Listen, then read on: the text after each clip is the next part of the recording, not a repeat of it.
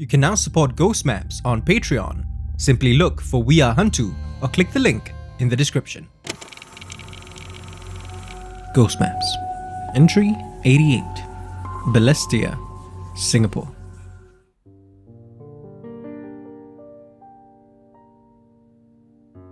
I'm pretty lucky this Hungry Ghost month. Every year, around this time, more people share their stories with me.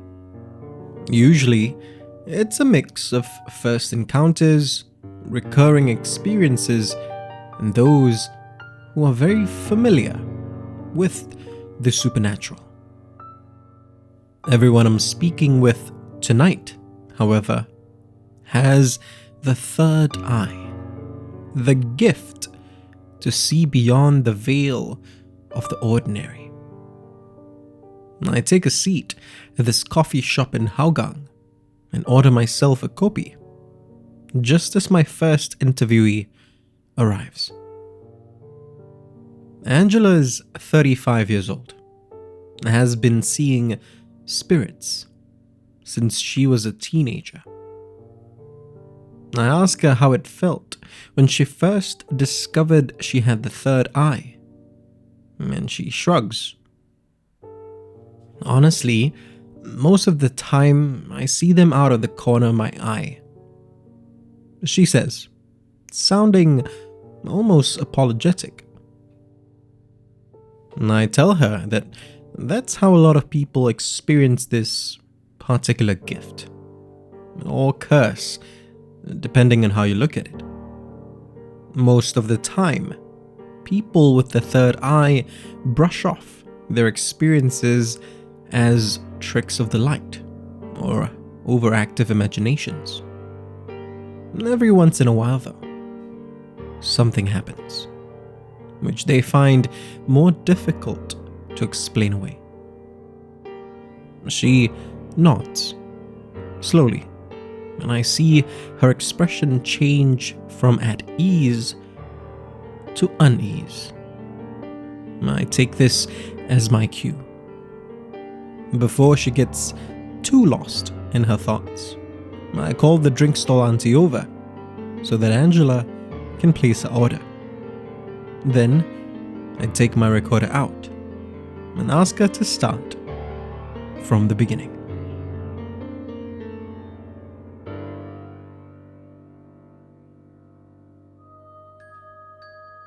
It was an early Saturday evening during the Hungry Ghost month in 2016.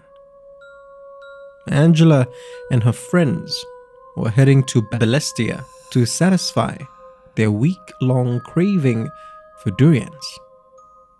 We didn't realize it was the Hungry Ghost month though, she explains. Even with my whatever this is, she says, gesturing vaguely to her forehead. None of us believed in that sort of thing. The place they had in mind was a stall outside a mixed-use building. And the stall itself was nothing more than a tent with a couple of tables set up for customers. The durians were displayed on another table, spiky shells of all sizes hiding the fruit's sweetly pungent flesh within.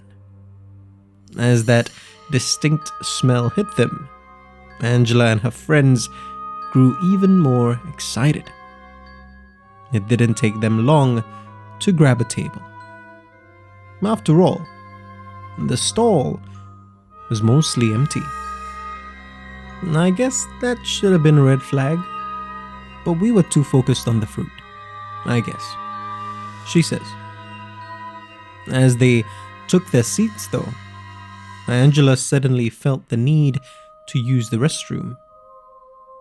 I marched to the ladies inside the building, but had to rush back out again, she says, still sounding exasperated. The restroom required a key that she had to get from the stall's owner. She walked quickly back to the stall, shot her friends an exaggeratedly pained look as she asked the owner for the key, then hurried back inside the building.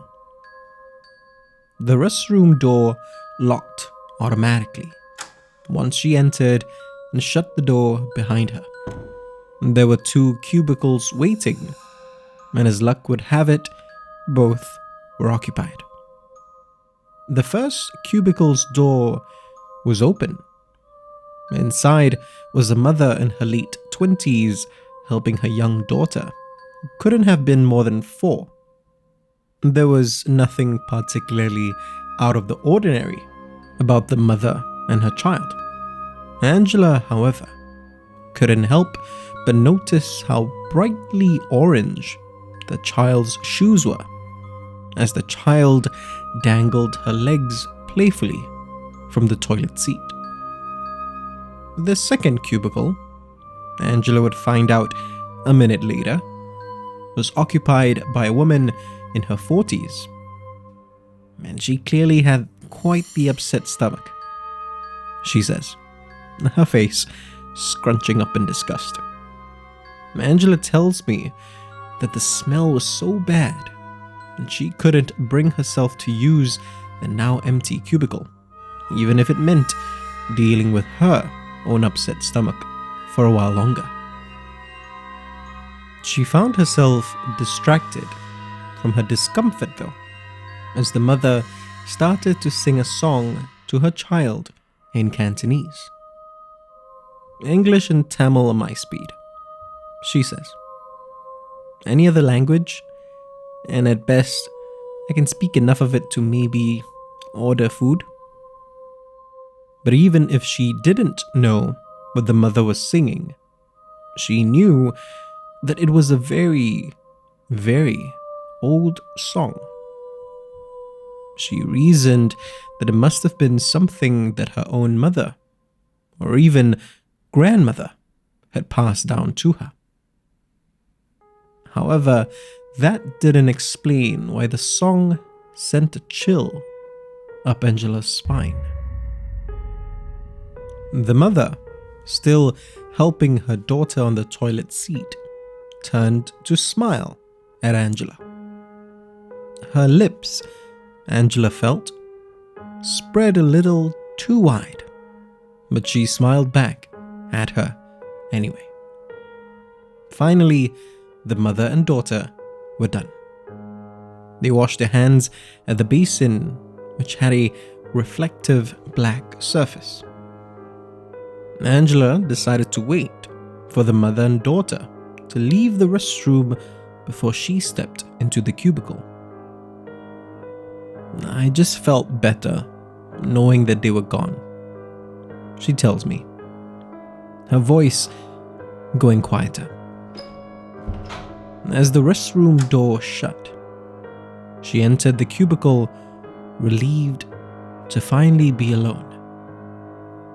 She turned to close the cubicle's door, and from the corner of her eye, she caught sight of something reflected in the basin's surface.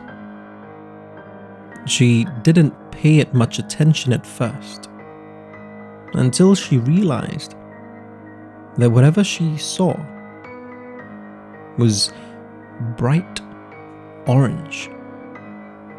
She turned to face the basin. Clear as day, she saw it. Reflected in its surface was a pair of child's legs, wearing bright orange shoes, dangling playfully off the toilet seat in Angela's cubicle. Without looking back into her cubicle, Angela rushed to the restroom's door. She should have been able to open it easily from inside, but try as she might, the door wouldn't budge. It was like someone was pulling from the other side, she whispers. She isn't entirely sure, but she could have sworn that from the other side of the door she heard voices. A child, a little girl, no more than 4 years old, giggling, and a woman in her 40s singing a very old song in Cantonese. Angela was about to start crying when suddenly the door swung open, sending her crashing into the cubicle's wall.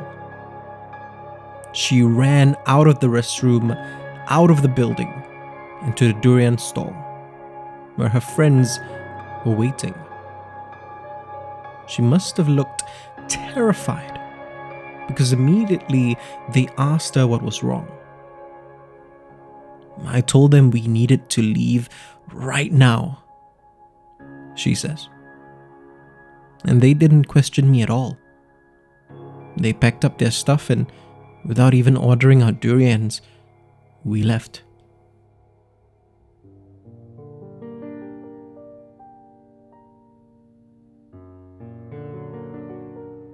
I asked Angela if she's seen anything else since then. Here and there, she says, but nothing that intense. Always out of the corner of my eye. She adds that she's been a lot more aware of the Hungry Ghost Month after her experience. And I've lost my taste for durians, she says with an easy laugh, her mood finally lightening. She finishes a drink, and I thank her for her story as she gets up to leave. I wave the drink stall auntie over, ready to order my next kopi, when I think that I spot someone familiar sitting at one of the other tables. I can't get a clear look, so maybe it's my own imagination playing tricks on me. But I know better than to ignore my own instinct about these things. I don't have time to investigate though. Not yet. My second interviewee of the nights arrived. If you want to discover more of Southeast Asia's other side, subscribe now and follow us on social media. You can also be one of our supporters on Patreon. Look for We Are HANTU or click the links in the description. Ghost Maps is a HANTU production, created by Kyle Ong and Wayne Ray, with art direction by Joline Lim, and recorded on Audio Technica mics.